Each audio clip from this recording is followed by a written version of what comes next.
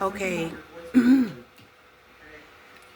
I was told to at least give, an excerpt of what I was studying when I was going to Codependency Anonymous. And it was this book, right, that says Codependent No More by Melody Beattie.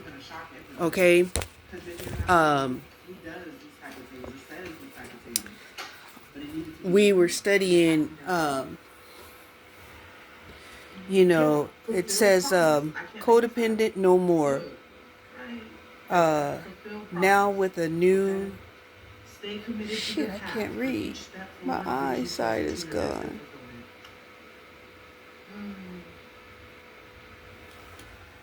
It's not light enough. Once you do something too, it's going to... you're gonna... And the writing is small. Let me see if I can get some light. Okay. It says,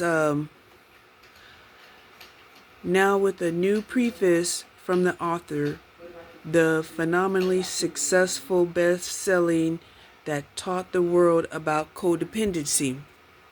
Codependent No More has opened the door to understanding and potential recovery for many people.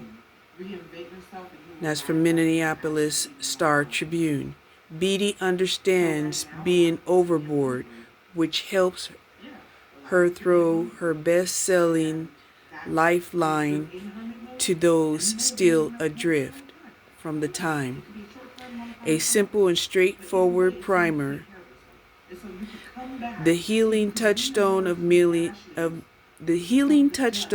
millions. This modern classic has spent over 3 years on the New York Times bestseller and has made codependence a household word.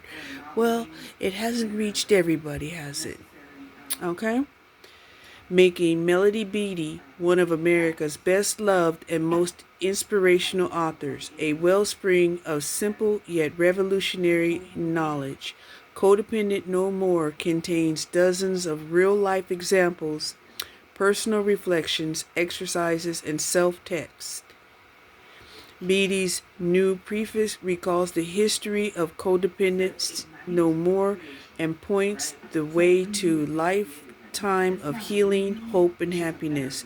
This book is not about how you can help your alcoholic gambler, foodaholic, workaholic, sexaholic, criminal, rebellious teenager, neurotic patient, another codependent, or any combination of the above.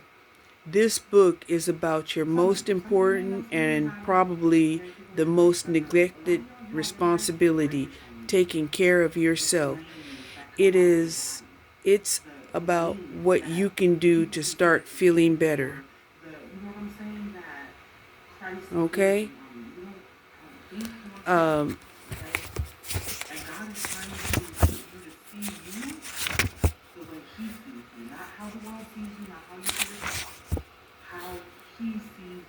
Back in the early 80s, when I first envisioned writing a book about codependency, when I was desperately struggling to sort through my own pain, I vowed that if I ever figured out what happened to me and what I needed to do to get better, I'd write a book about it. That book, I decided, would be warm, gentle, non-judgmental, non-technical. It would be kind, because that's what I needed, information and kindness. I needed help with my healing process from my codependency issues. About 5 years later, I sat down to write that book. Just separated from my husband of 10 years, I went on welfare for 4 months to help me support myself and my 2 children, Nicole and Shane, while I wrote Codependent No More. When I wondered how I, a non-expert, could write a book like that, I took comfort by telling myself that it was okay to say what I thought because only a few people would read it anyway.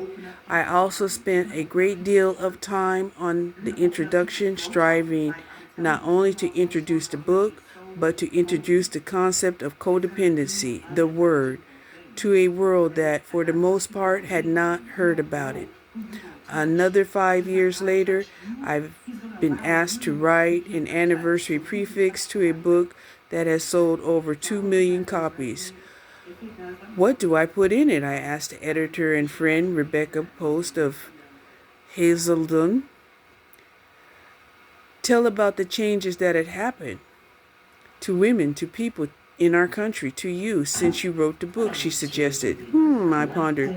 What changes have happened besides the Persian Gulf War, the breakdown of communism in the Soviet Union, and the Hill Thomas hearings? I turned on the television. The movie of the week, I can't remember the name, is a story about a teenager struggling to deal with her alcoholism. The impact of being raped. Her mother, a nurse, had worked valiantly to break free of the dysfunctional and abusive relationship from her husband, the girl's father. Throughout the movie, the mother and daughter talk directly about not rescuing each other because of the diminishing effects of such behavior. The movie ends with the daughter playing a guitar and singing a song she written about not being a victim anymore. And it has to do with their passions. I walked into a church, one I haven't attended for a long time. The sermon is somewhat unusual this cold Sunday winter morning. The minister is speaking from his heart, telling the congregation he is done leading a church that is based on shame, fear, guilt, and dishonesty. He wants instead, he says, to be part of a church that is based on equality. He wants instead, he says, to be a part of a church that is based on equality, honesty, intimacy, acceptance, and the healing power of God's love. He wants to be a part of a church where he can have his own issues and problems, and where people are functioning in healthy, honest relationships with each other and God. My daughter comes home from her first week at school. Guess what, Mom? She says, we're reading a meditation each day in homeroom class from your book, The Language of Letting Go. And at my friend's school, they're talking about codependency issues in health class. Codependency No More, with a picture of handcuffs broken apart on the front cover, makes the best-selling list in France.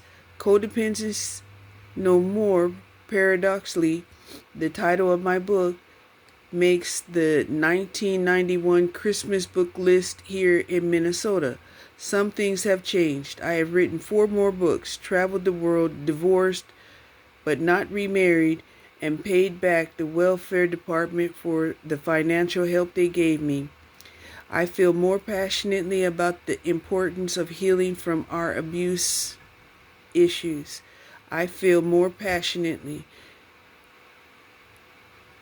I've become more spontaneous, embraced my femininity, and learned new lessons along the way about boundaries, flexibility, and owning my power, and about love.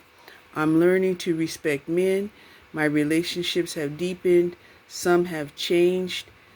The most significant change in my life has been the loss of my son, Shane. As you may have heard or read, in February of 1991, 3 days after his 12th birthday, my beloved son, so much a part of my life and work, was killed in a ski accident on the slopes at Afstens Alp. I'm learning about death and life. I've grown and changed. I've watched my friends grow and change. Many of you have written to me about your growth and change. I still struggle with feelings and trusting my process, my path, and my higher power. I still feel afraid at times. Sometimes I forget. I try to control everything. I may become obsessive unless I catch myself. And despite its years on the bestsellers list, the most common question I'm still asked by people and the media is just exactly what is codependency? Some things haven't changed, at least not a lot. I still refuse to be an expert and permanently decline the title of guru, but I'm still willing to tell you what I see and believe. Although some things appear not to have changed, things are constantly changing. Our consciousness as individuals and as a society has been raised. We realize that women have souls and men have feelings. And I've gone deeper into my healing process than I've ever intended. I don't know how much my writing has contributed to this conscious raising and how much the conscious raising has contributed to my writing, but I'm grateful to be a part of what's happened. I'm honored to be a part of a movement influenced by people such as Ann Wilson Chaff, John Bradshaw, Patrick Carnes, Ernie Larson, and led by people such as you, my readers, the real heroes, quietly and profoundly doing your own healing work and carrying the message to others. Most significantly by example. I've met many of you in my travels across the country. Some of you have written to me. Thank you for the love, support, and compassion you have shown me, not only over the years, but throughout the rough, raw months of 1991 after Shane's death. Many of you have written to me saying how much I've helped you. Well, you've helped and touched me too. One woman wrote to me recently saying that she had read all my books and had been recovering from codependency for years. I wanted to learn more though. She wrote, I wanted to go deeper into my codependency. Please write more about that. Maybe we don't need to go deeper into our codependency. We can instead march forward into our destinies. We can remember and practice all that we've learned about addictions, codependency, and abuse with compassion and the boundaries we need to commit fully to loving God, ourselves, and others. We need to commit fully to trusting God, ourselves, and our process. Then we can be open to the next step. We are on time and we are where we need to be. We can be trusted, so can God, and letting go and gratitude still work. Keep your head up and keep your heart open, and let's see what's next. Happy 5-year anniversary, Codependent No More. Then her introduction, it says, my first encounter with codependence occurs in the early 60s. This was before people tormented by other people's behavior were called codependents, and before people addicted to alcohol and other drugs labeled chemically dependent. Although I didn't know what codependents were, I usually knew who they were. As an alcoholic and addict, I stormed through life helping create other codependents. Codependents were a necessary nuisance. They were hostile, controlling, manipulative, indirect, guilt-producing, difficult to communicate with, generally disagreeable, sometimes downright hateful, and a hindrance to my compulsion to get high.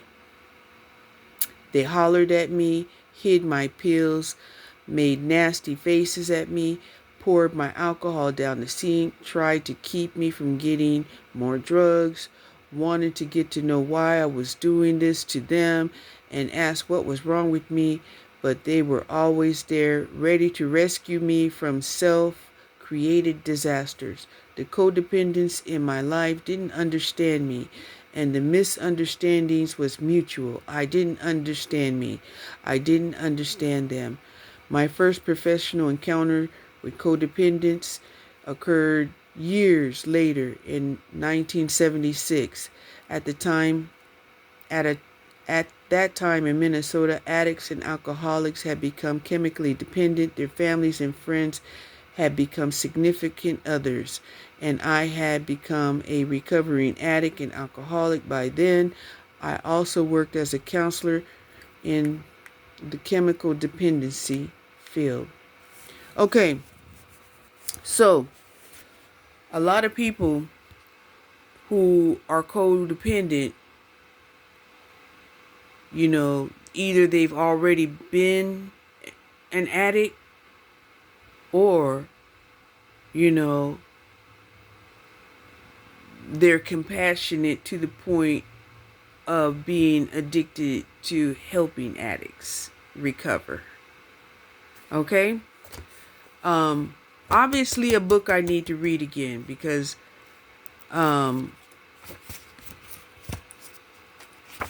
it seems important, right? It seems very important. And my light bulb went out, making it hard for me to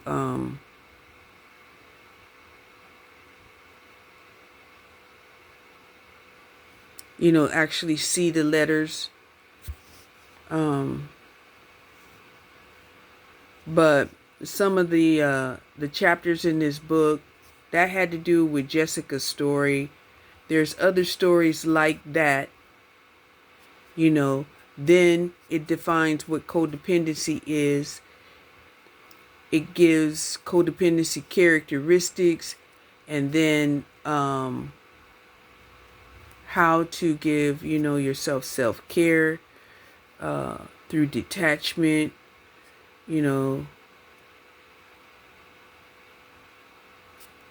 Don't be blown about by every wind. Set yourself free. Remove the victim. Undependence. Live your own life. Have a love affair with yourself. Learn the art of acceptance. Feel your own feelings. Anger. Yes, you can think. Set your own goals, communications, work a 12-step program, pieces and bits, learning to live and love again. Okay? So, yeah. When we're living in a world with so much dysfunction, right? And a lot of this dysfunction turns into a lot of addictive behavior. And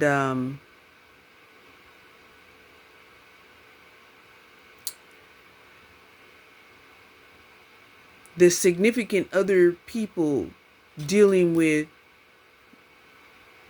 these problematic people, they also get entrenched into being enablers. And these enablers, according to Melody, start having a codependent life that's tied to another person that's on a self-destructive path because of their addictions, right? So, and we may not recognize this, even though we know and we see, people are out here drinking every day. You know, they may not be drinking to the excess, or they could be drinking excessively, right? And then we know there are others who are out here, you know, addicted to drugs. They say they're not addicted to drugs. They just like to do it every day throughout the day. Okay? So, yeah. And then you have a lot of people, you know, who are addicted to prescription drugs. You know, some people, they intentionally get hurt or will hurt themselves just so they can get, you know, painkillers. They do that. And this is the type of society that we live in. You know, and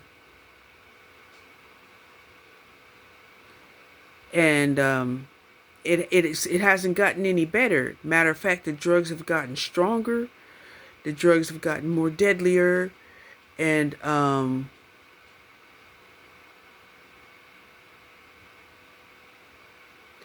and the devastation that occurs surrounding drugs of this magnitude more costly.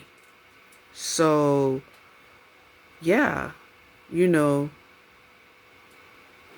I mean, yeah, it all started out with just hanging out with our peers. Then when we got older, then it, you know, it became a social thing, and, you know, and it just escalated. And at some point, you know, if it doesn't stop, you know, it will be problematic.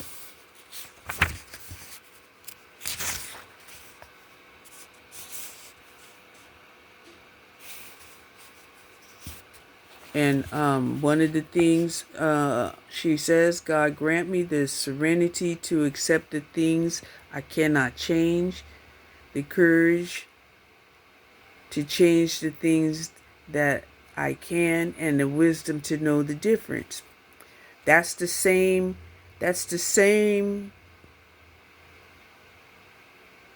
serenity prayer that's said throughout Alcohol Anonymous, Narcotics Anonymous, and also Codependency Anonymous.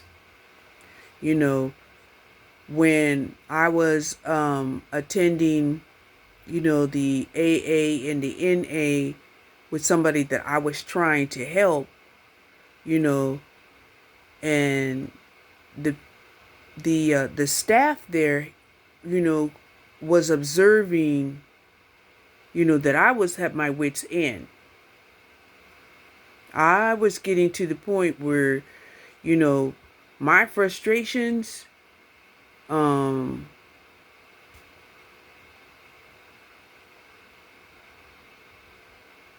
not good.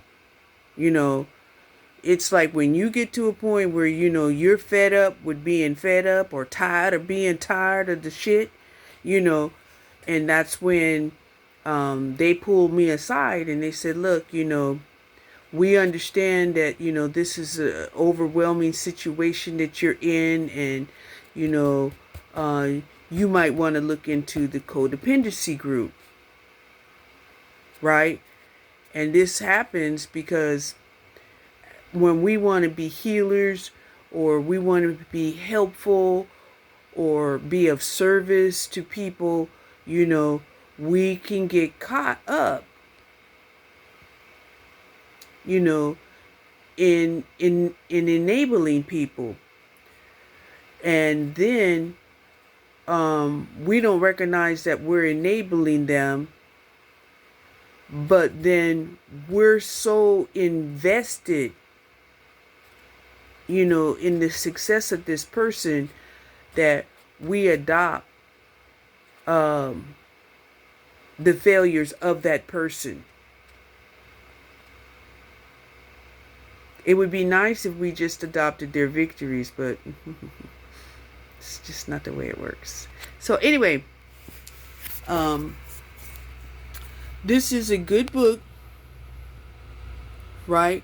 She also has some other books. All you have to do is look up the author, Melody Beattie, This is a movement that has been started since 1970s, because in the 60s is when, they really went buck wild in the addictions. Okay?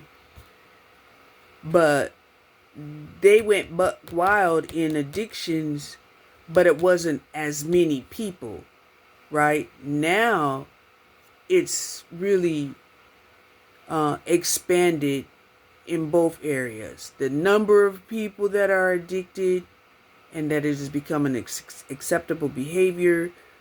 You know, I mean, everywhere you go, you can get alcohol. Anywhere you go, you can get drugs, including in prison. Even the prisoners will tell you, they got alcohol, they have drugs. You know, they know how to make moonshine from anything. Okay? And even those people living out there in the wilderness, they know how to get, mushrooms or what is that? Peyote, that desert root. So yeah. Anyway, um, I'm gonna have to reread this and in bright light, because right now my lights, they're just not bright enough. I'm wondering. Oh, okay. It's because I probably have it on the dimmer. Um. So yeah. Thank you for watching Cherie's weight loss journey. And even in the beginning of the book, it was talking about how people can be foodaholics. And a lot of people, especially here in America, we could be foodaholics.